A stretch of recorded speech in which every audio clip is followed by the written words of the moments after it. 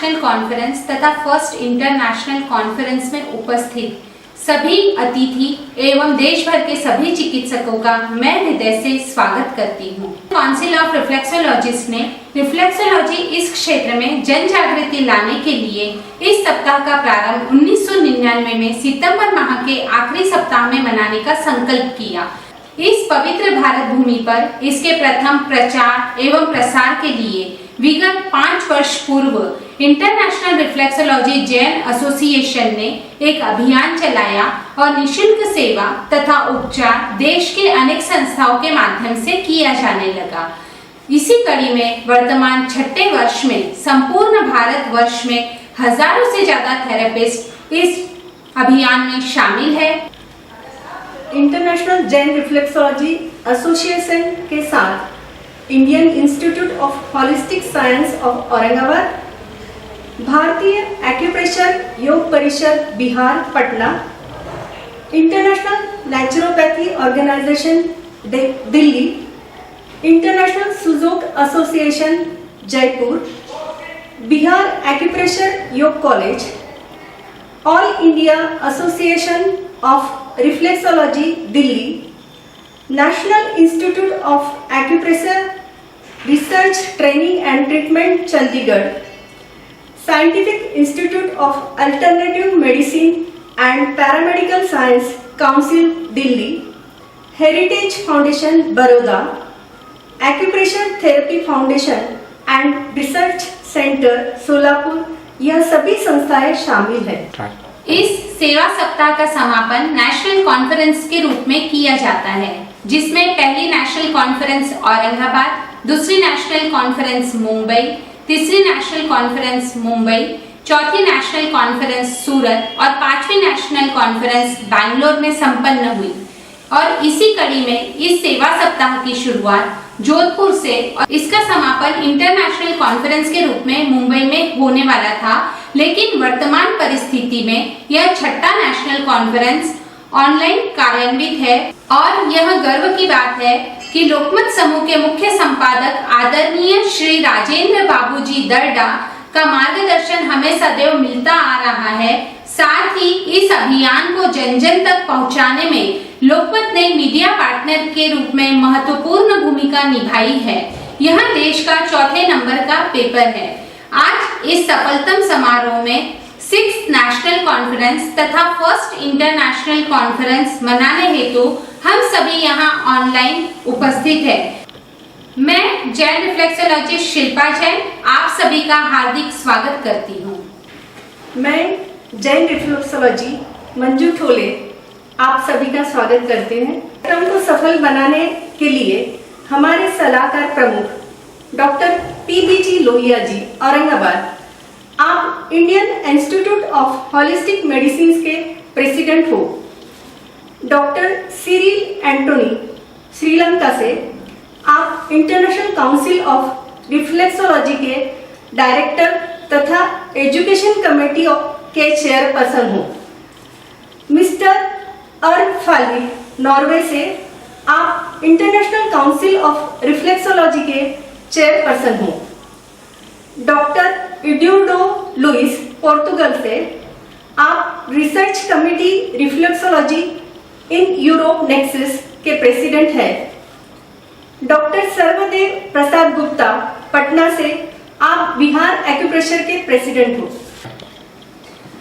मंगलमय वातावरण और सभी सप्ताह के कार्यक्रम शुभ एवं सकारात्मक ऊर्जा से प्रभावित हो, ऐसी कामना हेतु मैं इस कार्यक्रम की प्रथम बिंदु पर प्रार्थना हेतु आमंत्रित करना चाहूंगी जैन रिफ्लेक्सोलॉजिस्ट अनुप्रीता जी गांधी, जैन रिफ्लेक्सोलॉजिस्ट मंजू जी ठोले और जैन रिफ्लेक्सोलॉजिस्ट शिल्पा जी जैन को।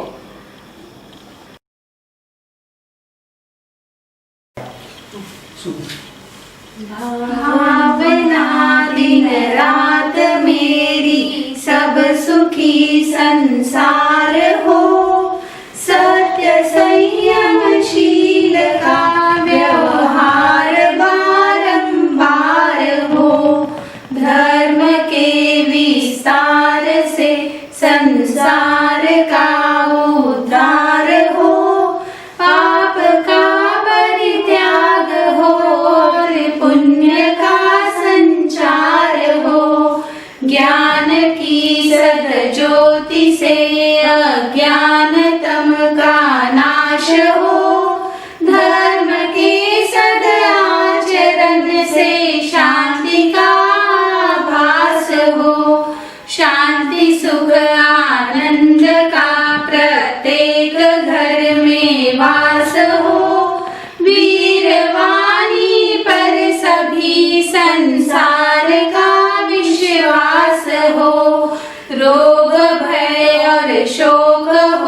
होवे दूर है परमात्मा, ज्योति से परिपूर्ण होवे सब जगत की आत्मा। JR अनिल जी जैन, आप जैन रिफ्लेक्सोलॉजी के अनुसंधानकर्ता, इंटरनेशनल रिफ्लेक्सोलॉजी जैन एसोसिएशन के अध्यक्ष तथा वर्ल्ड रिफ्लेक्सोलॉजी वीक के संयोजक है। आपको हम आमंत्रित करते हैं, आप अपनी भूमिका प्रस्तुत करें। अंतर्राष्ट्रीय रिफ्लेक्सोलॉजी सप्ताह के निमित्त आयोजित प्रथम इंटरनेशनल कॉन्फ्रेंस और छठी नेशनल कॉन्फ्रेंस में सभी दर्शकों का बहुत बहुत दिल की गहराइयों से हार्दिक अभिनंदन है। आज से 6 साल पहले acupressure training and research centre के माध्यम से एक अभियान की शुरुआत की थी। सभी चिकित्सकों को एक साथ लेकर कर जो भी नॉन मेडिसिन थेरेपीज रही हुई हैं, उन सभी चिकित्सकों को साथ लेकर हमने एक अभियान की शुरुआत की और वह अभियान था कि हम एक नेशनल कॉन्फ्रेंस का आयोजन करें, जिसके माध्यम से अलग अलग चिकित्सकों का जो ज्ञान है उसका हम आदान प्रदान कर सकें, एक दूसरे के साथ शेयरिंग कर सकें और उसमें लोगों में जन जागृति लाने का कार्य कर सकें। एक्यूप्रेशर ट्रेनिंग और रिसर्च सेंटर यानी कि जो संस्था निरंतर कार्य कर रही थी, उसका प्रमुख उद्देश्य यही था कि हम अपने जो ज्ञान को यानी कि जितने भी चिकित्सा पद्धतियां हैं उनको साथ में लेकर आगे बढ़ना, और दूसरा प्रमुख उद्देश्य था कि इन चिकित्सा पद्धति जो रिफ्लेक्सोलॉजी जो चिकित्सा पद्धति है उसके अंदर रिसर्च का काम करना, अनुसंधान का कार्य करना और ऐसा कार्य करना जिससे पीड़ित मानवता की सेवा का एक सर्वश्रेष्ठ कार्य हो सके। रिफ्लेक्सोलॉजी थेरेपी के अंदर आप हजारों थेरेपिस्टों ने मतलब चिकित्सा पद्धति के ऊपर किताबें लिखी हैं और उन किताबों के अंदर सभी किताबों में पांव के प्रतिबिंब केंद्र चार्ट अलग अलग आए हुए हैं, कहीं पर भी एक रूपता नहीं रही हुई है। और उसे ध्यान में रखते हुए हमने रिसर्च का काम हाथ में लिया और सभी विद्यार्थियों के माध्यम से, सभी पेशेंटों के माध्यम से इस अभियान को हमने लगभग 13,000 लोगों पर 11 साल तक निरंतर, और इस दरमियान हमने निःशुल्क चिकित्सा शिविरों का आयोजन किया, चाहे वह शिविर बेंगलोर आईटी सिटी बेंगलोर से लेकर एक छोटे से गांव अम्बेलोहल तक में भी ऐसे निःशुल्क शिविरों का आयोजन किया गया, जिसके अंतर्गत हमने कुछ लोगों को प्रशिक्षण भी दिया, सेल्फ ट्रीटमेंट ट्रेनिंग की जानकारी दी और साथ ही साथ उनमें से डाटा कलेक्शन का भी काम किया।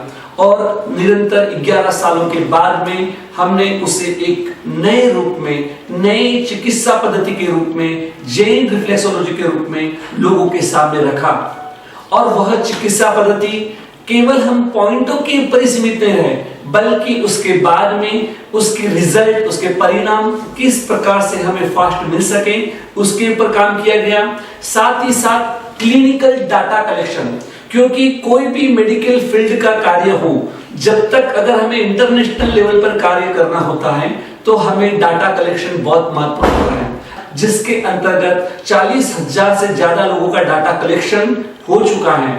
और उसके बाद जैसे कि भारत के प्रधानमंत्री नरेंद्र मोदी जी ने एक नारा दिया था, डिजिटल इंडिया, और उसी को ध्यान में रखते हुए जैन रिफ्लेक्सोलॉजी ऐप का लॉन्चिंग किया। और उस ऐप के माध्यम से सारी इंफॉर्मेशन, इंटरेक्टिव चार्ट कहिए या उस थेरेपी को कैसे करना है वो आम लोगों तक किस प्रकार से आसानी से पहुंच सकते हैं, उसके अंदर महत्वपूर्ण भूमिका निभाई है। क्योंकि वर्ल्ड में कोई भी चिकित्सक अगर उस पद्धति से चिकित्सा ग्रहण कर रहा है तो उसका डाटा हमारे सर्वर में सेव हो जाता है। और उतना ही नहीं, जो भी पेशेंट इससे रजिस्टर्ड होता है उस पेशेंट को उसको मैसेज आता है, एसएमएस भी आता है और साथ ही साथ उसके ईमेल के ऊपर उसका डायग्नोसिस डाटा उसे मिल जाता है। तो इस प्रकार से क्लिनिकल स्टेज पर क्लिनिकल डाटा स्टोरेज का काम और साथ ही साथ पेशेंट को इंटरेक्टिव करने का काम भी इस अभियान के माध्यम से, डिजिटल के युग के माध्यम से किया गया है। उसके बाद के अंदर हमने और एक काम किया है कि अब पॉइंट की जो पोजीशन रही हुई है, जैसे स्पाइनल के पॉइंट की पोजीशन जो रही हुई है हर एक पैरों में अलग अलग रही हुई है, तो उसको फाइंड आउट कैसे किया जाए, उसको कैसे ढूंढना चाहिए, उसके लिए हमने कुछ मार्किंग पद्धति बनाई है जिसका सहारा लेकर आसानी से प्रत्येक व्यक्ति वह मार्किंग के माध्यम से स्पाइनल के पॉइंट ढूंढ सकता है और उसका इलाज कर सकता है। तो इस प्रकार रिसर्च का कार्य चल रहा है और साथ ही साथ प्रचार प्रसार का कार्य कर रहा है। और पिछले साल हमने हमारे विजन को बड़ा करते हुए इंटरनेशनल रिफ्लेक्सोलॉजी जैन एसोसिएशन की स्थापना की और उसकी स्थापना के साथ ही हमने नए कार्यों की शुरुआत की, जिसके अंतर्गत जैसे कि हम पहले भी हर साल अंतरराष्ट्रीय महिला दिवस की बात हो या फिर जैन रिफ्लेक्सोलॉजी दिवस की बात हो या इंटरनेशनल योगा दिन की बात है या फिर नेचुरोपैथी यानी कि प्राकृतिक राष्ट्रीय नेशनल नेचुरोपैथी डे की बात है, तो ये सारे जो दिन हैं वो सेलिब्रेट करते हैं निःशुल्क चिकित्सा के माध्यम से, अवेयरनेस कैंप के माध्यम से करते आए थे। लेकिन इस बार हमने इसे लार्ज स्केल पर काम किया। उसके तहत 1 जून जैन रिफ्लेक्सोलॉजी दिन से लेकर 21 जून तक हमने एक बहुत बड़ा अभियान चलाया था और वह अभियान था निःशुल्क योगा के माध्यम से। जब सारे देश के अंदर, सारे विश्व के अंदर लोग भय से ग्रसित थे, ऐसे समय के अंदर भी इंटरनेशनल रिफ्लेक्सोलॉजी जैन एसोसिएशन ने एक ऐसा कार्य किया, 21 दिन तक ऑनलाइन योगा देश के प्रमुख जो हमारे चिकित्सक थे उनके चर्चा सत्र का आयोजन भी साथ में किया गया था। तो इस प्रकार निरंतर हमारे कार्य जारी है। धन्यवाद, नमस्कार। स्वागत में सम्मान आपका और मान हमारा। स्वागत में सौभाग्य आपका और सौभाग्य हमारा। स्वागत करे अतिथि गणों का, लगाए अक्षत चंदन। हृदय की गहराइयों से हम कर रहे हैं आपका हार्दिक हार्दिक अभिनंदन। डॉक्टर सर्वदेव प्रसाद जी गुप्ता, आप इंडियन काउंसिल ऑफ एक्यूप्रेशर योग के तथा बिहार एक्यूप्रेशर योग कॉलेज पटना के अध्यक्ष हैं, साथ ही कई संस्थाओं के साथ जुड़े हुए हैं। आपने अब तक 5 पुस्तकें लिखी है और अब तक 27 बार राष्ट्र स्तरीय एक्यूप्रेशर योग चिकित्सा सम्मेलन आयोजित कर चुके हैं। साथ ही आपका सलाहकार समिति के रूप में हमें बराबर मार्गदर्शन मिलता रहा है। आज कोरोना वायरस डिजीज 19 की चिकित्सा में एक्यूप्रेशर मर्म दाब की अहम भूमिका के संबंध में हम लोग जिक्र करने जा रहे हैं। सभी स्वस्थ रहें, सभी सुखी रहें की शुभकामनाओं के साथ मैं डॉक्टर सर्वदेव प्रसाद गुप्त, अध्यक्ष बिहार एक्यूप्रेशर योग कॉलेज पटना, सर्वप्रथम भगवान धन्वंतरी एवं एक्यूप्रेशर जनक डॉक्टर चंद्रमा प्रसाद गुप्त को नमन करता हूँ, जिन्होंने 1972 में एक्यूप्रेशर को भारत में वापस लाया। आज हम इस सम्मेलन में आयोजक डॉक्टर अनिल जैन जी का मैं स्वागत करता हूं और उन्हें शुभकामनाओं के साथ बधाई देता हूं कि कोरोना के समय में भी उन्होंने इस आयोजन का इसका आयोजन किया। तमाम एक्यूप्रेशर प्रेमियों, एक्यूप्रेशर चिकित्सकों का भी मैं स्वागत करता हूं कि आज इस आयोजन में अपने घर पर ही भाग लेकर एक्यूप्रेशर के महत्व को जानने में उत्सुकता जगाई है। आज मैं कोरोना वायरस रोग की चिकित्सा हेतु एक्यूप्रेशर मर्मदाब की भूमिका पर चर्चा करूंगा। यह रोग कई प्रकार के वायरस का एक समूह है। इसके कारण मनुष्य के स्वास्थ्य तंत्र में संक्रमण पैदा होता है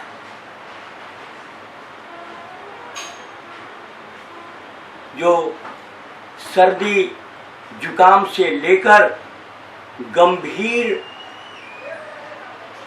स्वास्थ्य तंत्र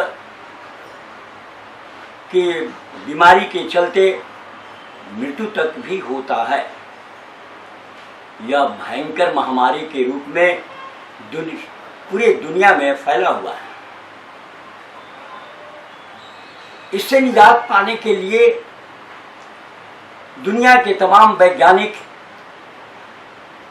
एवं मेडिकल साइंस पूरी तन्मयता के साथ खोज में लगा हुआ है, लेकिन अभी तक कोई सफलता नहीं मिली है।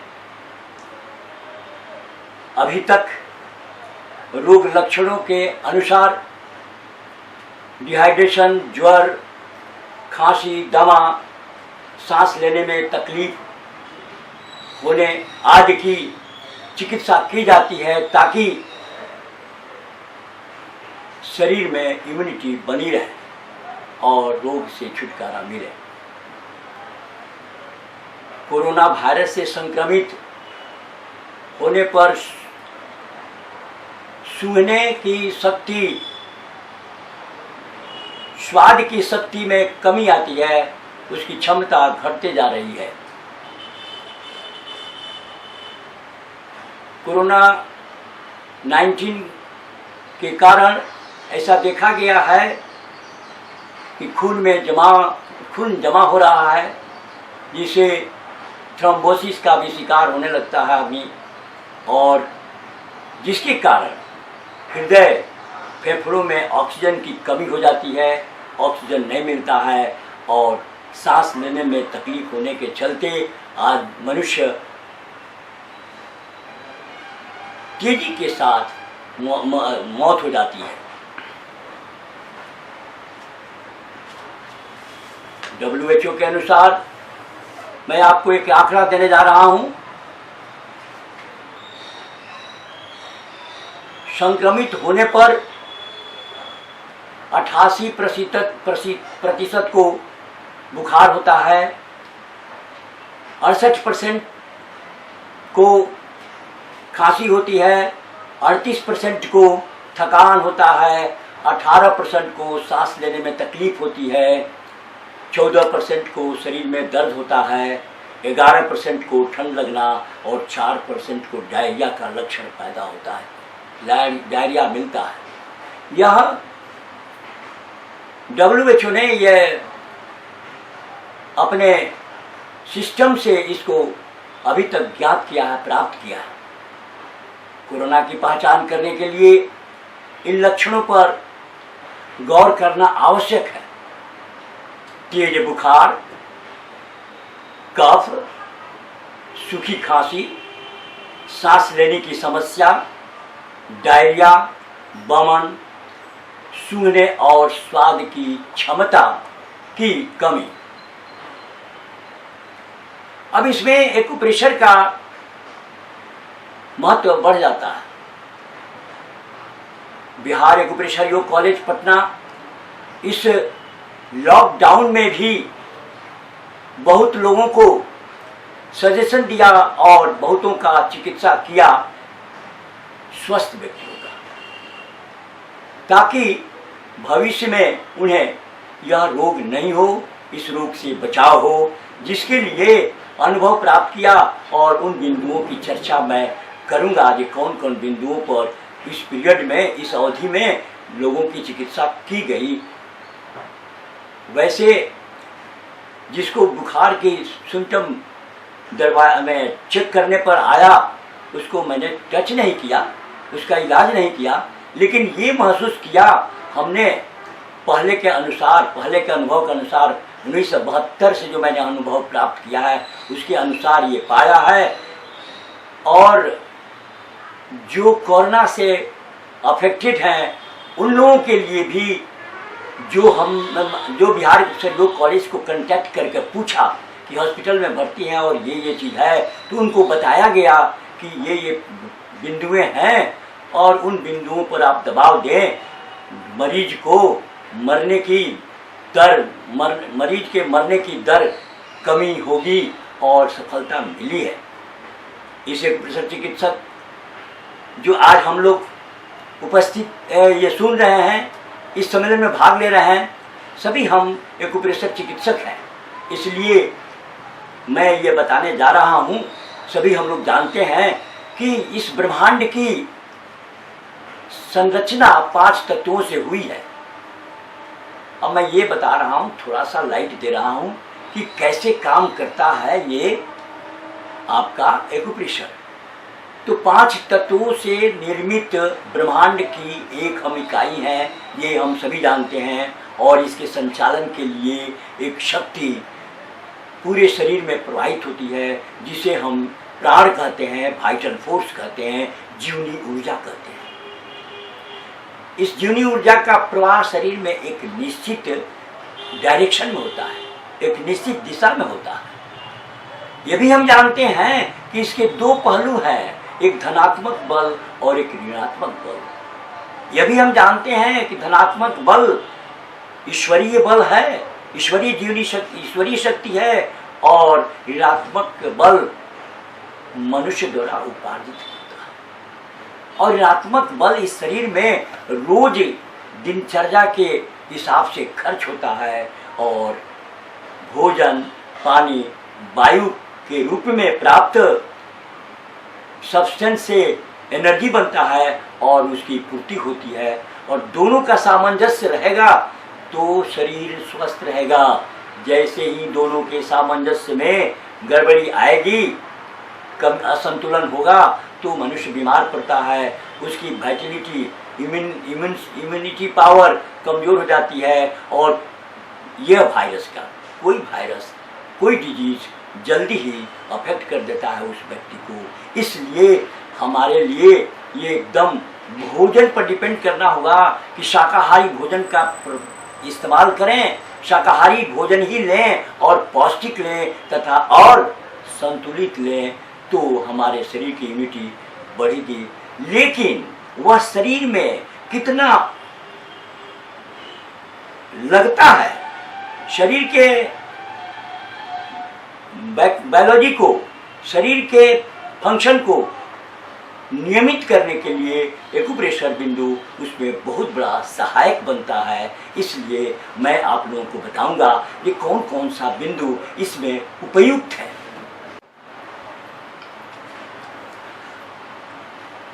कोरोना वायरस डिजीज 19 की चिकित्सा के लिए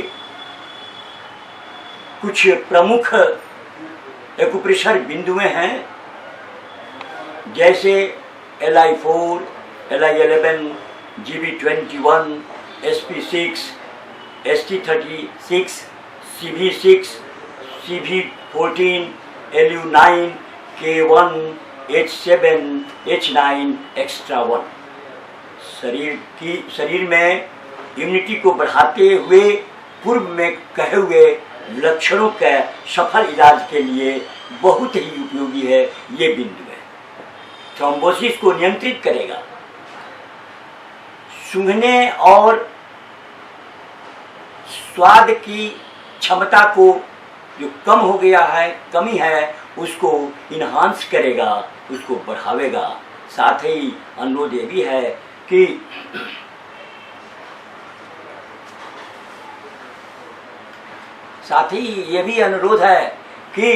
इन बिंदुओं के अलावे स्वास्थ्य मंत्रालय भारत सरकार के द्वारा जो निर्देश दिए गए हैं उनका भी हम पालन करें तो सोने में सुहागा होगा और अधिक फायदा मिलेगा। और मेरा यह गारंटी है, चूंकि मैंने इस पीरियड में देखा है कि जो एक्यूप्रेशर के संसर्ग में आए हैं उनकी इम्यूनिटी इससे मजबूत हुई है और उन्हें कोरोना नहीं पकड़ा है और खूब खुल करके उन्होंने समाज को मदद किया है। हमारे यहाँ समाज को लोग मदद करते हुए हमने देखा और कोरोना के लिए उन लोगों ने समाज को अन्न से, धन से मदद किया है और उनको कोरोना अफेक्ट नहीं किया। अब थोड़ा सा मैं ये बताना चाहता हूँ कि ये बिंदुओं का जो जिक्र किया है मैंने, वह कौन सा बिंदु किस तरह का कार्य करता है यह भी थोड़ा बताना मैं आवश्यक समझता हूँ। जैसे LI4 है, यह दर्द निवारक पॉइंट है, सोर्स पॉइंट है, यानी लार्ज इंटेस्टाइन चैनल पर यह बिंदु सोर्स बिंदु कहलाता है, माने ये स्रोत बिंदु है। इस पर लार्ज इंटेस्टाइन के लिए पावर अधिक रहता है। ये इन्फ्लामेशन को दूर करता है, दर्द निवारक तो है ही, इन्फ्लामेशन को दूर करता है, खासकर मुंह का, नाक का, और फीवर में भी यह कार्य करता है। LI11 यह और GB21 ये दोनों पॉइंट इम्यूनिटी इन्हांस करता है। होम्योस्टेटिक पॉइंट है, इम्यूनिटी इन्हांस करता है। होम्योस्टेटिक पॉइंट का मतलब कि हमारे शरीर के अंदर आंतरिक पर्यावरण है उसको नॉर्मल रखता है, उसको संतुलित रखता है, और इंडोक्राइन ग्लैंड्स के फंक्शन को यह नियंत्रित रखता है। इसलिए LI11 और GB21 स्वस्थ व्यक्ति भी इसका इस्तेमाल करेगा तो इसकी इम्यूनिटी घटेगी नहीं, उसको अटैक नहीं करेगा कोरोना वायरस। और कोरोना वायरस के मरीज को अगर इन बिंदुओं का इस्तेमाल किया जाता है तो उससे उनकी बीमारी अच्छी होगी।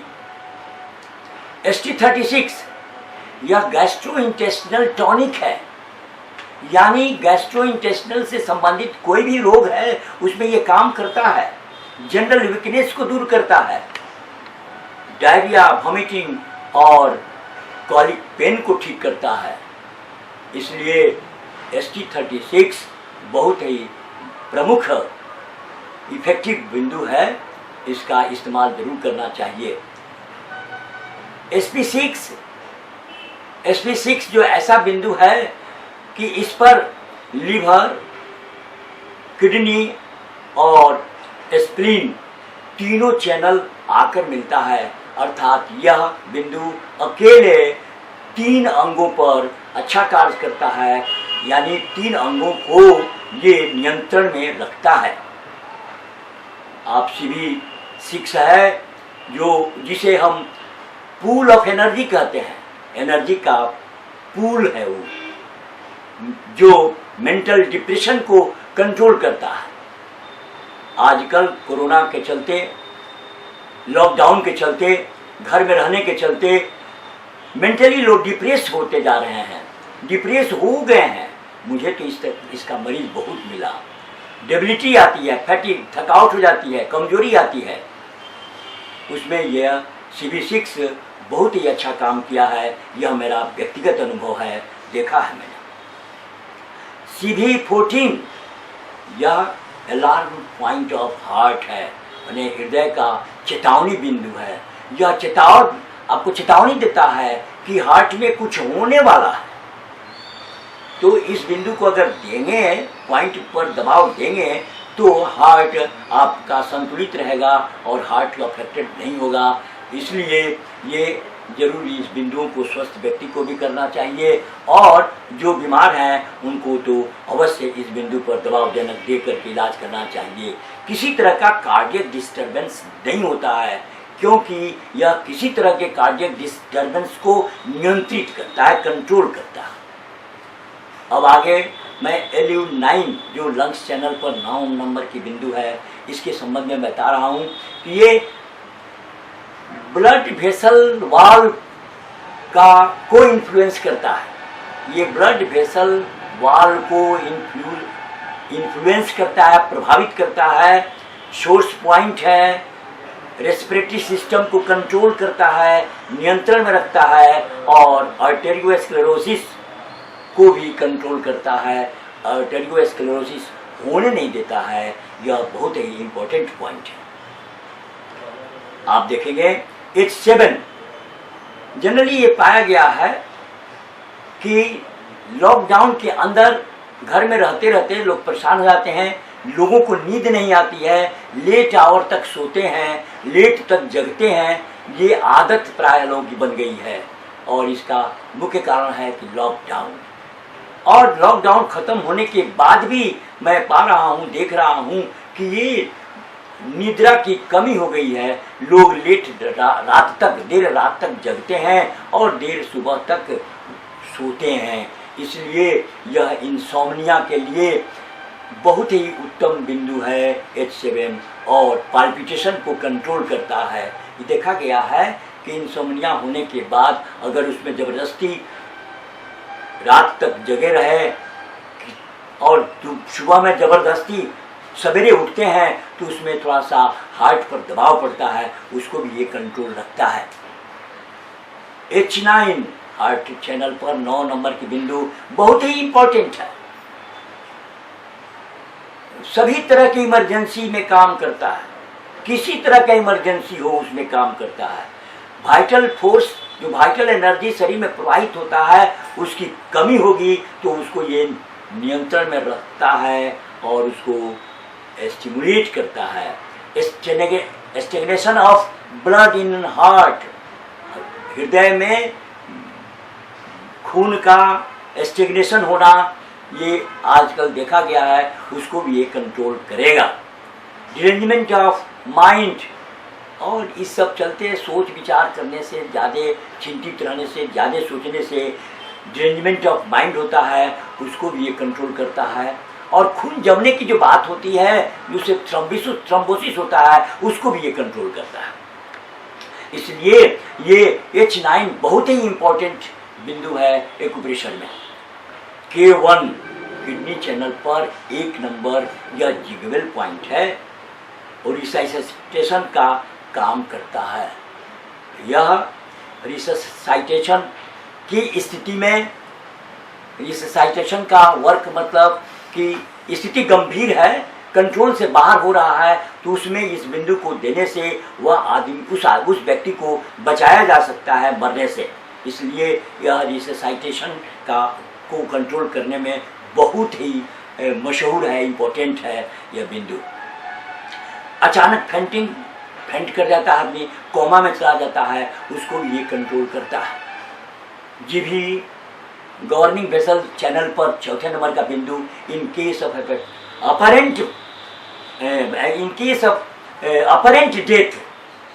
अपरेंट डेथ जो होता है तो यह स्टिमुलेट कर। जीभी 4 गवर्निंग वेसल चैनल पर 4थे नंबर का बिंदु बहुत ही इंपॉर्टेंट है, जो in case of apparent death it stimulate brain and aorta को, ब्रेन ऑर्टा को स्टिमुलेट करता है, इसलिए उसे भी बचाया जा सकता है। और आगे मैं फिर बता रहा हूँ GB26 के संबंध में, तो प्रायः आम जनता भी जानती है कि यह सडन फेंटिंग में बहुत ही अच्छा काम करता है। एक्स्ट्रा वन सूंघने की क्षमता को बढ़ाता है। यह बहुत ही इम्पोर्टेंट बिंदु है, जो ऑल्फैक्टरी क्रेनियल नर्व पर इसका अच्छा असर होता है एक्स्ट्रा 1 का, इसलिए सूंघने की क्षमता को बढ़ाता है यदि कमी आई है तो। इस तरह से हम एक्यूप्रेशर के संबंध में आप लोगों का बहुत समय लिया। मैं ये चाहूँगा कि आप इन बिंदुओं पर गौर करेंगे। हम सभी तो चिकित्सक हैं, इसलिए विशेष कहने की आवश्यकता नहीं है। कोरोना भागेगा, कोरोना हारेगा, हम बचेंगे।